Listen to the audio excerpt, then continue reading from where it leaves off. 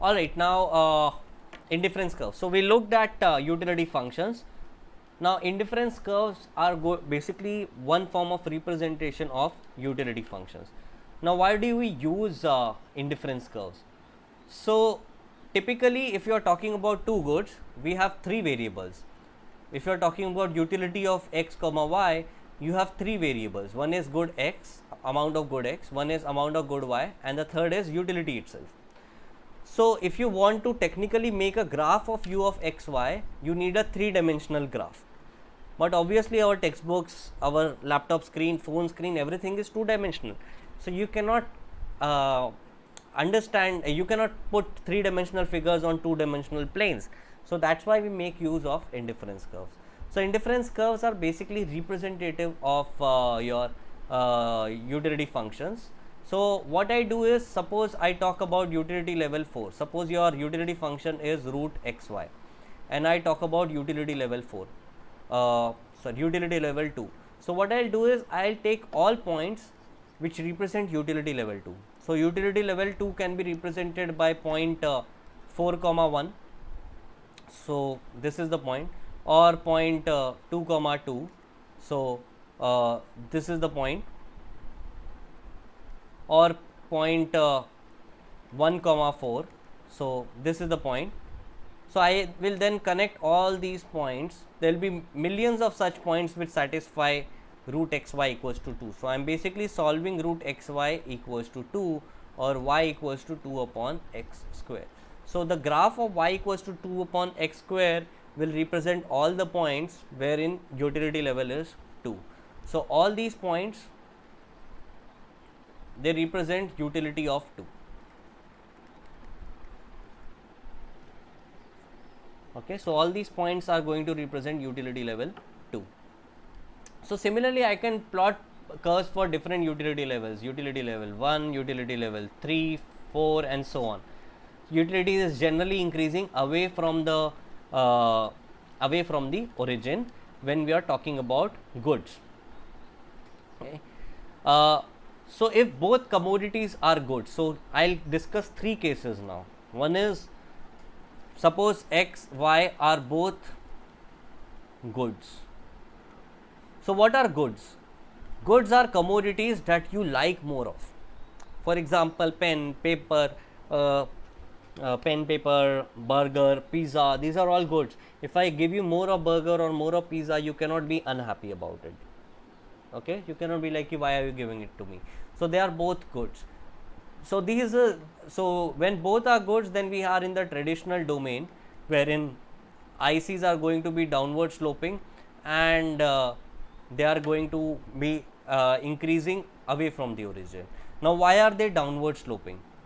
The reason for them being downward sloping is, suppose I am talking about point A and point B. Okay, so I am saying, comparing point A and point B, you take away some amount of good y and you substitute it with some amount of good x. So I am taking away something that you like, but I am giving you something that you love. Okay, so this kind of an exchange can make you indifferent. Okay, so that's why ICs are downward sloping. If you take away one thing, you have to give something else. So moving down in one direction, moving right in one direction. So that's why if you want to make a person indifferent between 2 points, you have to take something away and give something in exchange. The other thing is x, y, both bads, and the third situation is x is good, y is bad. So these are the three situations that we can encounter: both goods, both bads, one good, one bad. Okay. First I'll deal with one good, one bad situation. So suppose x is good and y is bad. So suppose x is something like income, and y is something like pollution. So suppose you come to a city to work, you get more income, but you have to sustain more pollution. You do not like more pollution, but you like more income. Okay, so suppose you are at a point like this. Now if I propose to you to move to a city with higher pollution, then I need to compensate you with more income. So I am proposing to you to move to a city with higher pollution. So you will ask, you will tell me, okay, I am willing to move, but to make me indifferent, give me more income. So starting from A, point B could be another point where you are indifferent. So ICs are going to be upward sloping. Whether they look like this or they look like this, that's not the point right now. Important thing to understand is that they are going to be upward sloping. Okay, so they are going, ICs are going to look like this. Now, in which direction are they going to be increasing? So suppose I draw a line like this. All points along this line have the same amount of pollution, but as you move right, income is increasing. So obviously utility is increasing towards the right.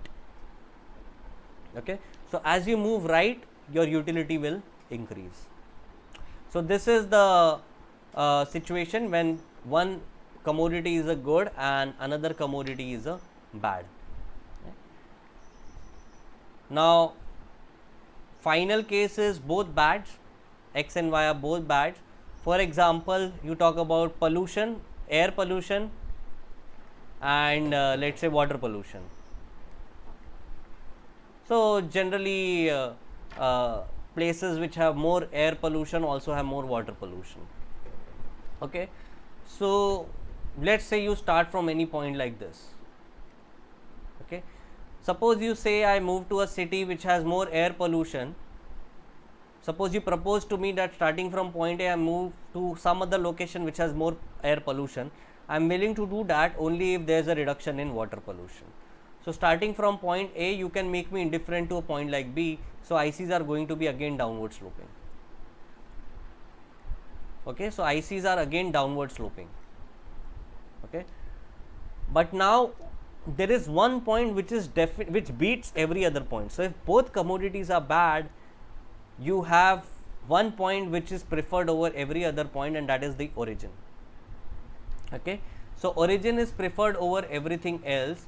So in this situation, ICs are going to be increasing towards the origin.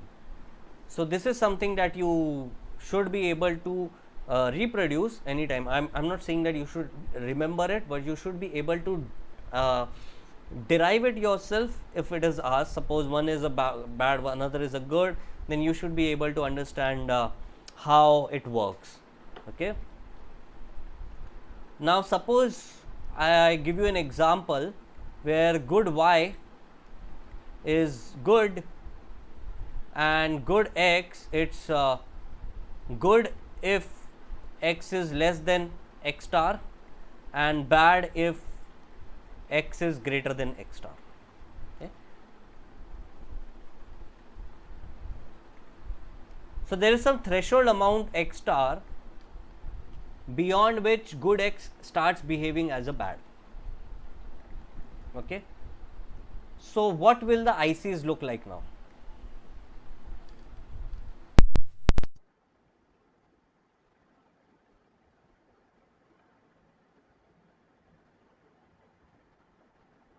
So good x is good to the left and it is bad to the right. So what do you think the ICs will look like?